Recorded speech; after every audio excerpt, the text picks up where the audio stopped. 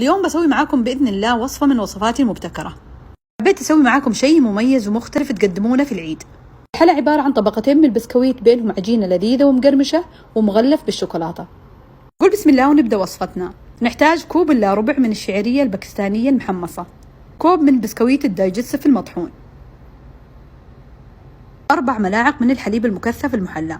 بالنسبة لكمية الحليب ممكن تزيدونها أو تنقصونها حسب رغبتكم. ضيف لهم ملعقة كبيرة من القشطة وأبدأ بالتقليب.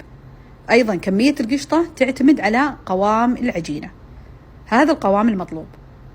كورت العجينة كور صغيرة مثل هذا الحجم، وراح استخدم بسكويت الحليب. هذا البسكويت عادة تلقونه عند المطاحن والمحامص ومحلات الحلويات. أخذ قطعة من البسكويت أحط فوقها العجينة، وبعدين قطعة من البسكويت وأضغطها بهذا الشكل. نكمل بنفس الطريقة. أثناء ما أنتم تكورون العجينة حاولوا تغطونها عشان لا تنشف، إذا نشفت ما راح تلصق معاكم بسهولة.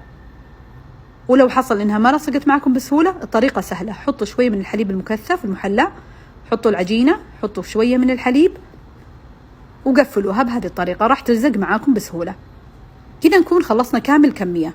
راح أدخلها الثلاجة تبرد على ما أذوب الشوكولاتة. استخدمت شوكولاتة خام بالحليب. أغمسها بهذه الطريقة السهلة والسريعة. باستخدام الشوكة غمست البسكويت في الشوكولاتة ورفعته. باستخدام هذه الأداة البيضاء راح أشيل الزائد من الشوكولاتة وأرجع أهزها عشان يترتب الشكل. كمل بقية الكمية بنفس الطريقة. كذا نكون انتهينا من مرحلة تغميس البسكويت في الشوكولاتة. ننتقل مرحلة التزيين. مثل ما دائما أقول، المجال مفتوح لإبداعاتكم، زينوها بالطريقة اللي تحبون. أنا زينت نصفها بالشوكولاتة الداكنة ونصفها بالورد المحمدي، ودخلتها الثلاجة تبرد لمدة ساعة. رتبتها في صحن التقديم، وهذا الشكل النهائي. كذا نكون سوينا حلا لذيذ وفاخر للعيد، ومثل ما شفتوا طريقته جدا سهلة.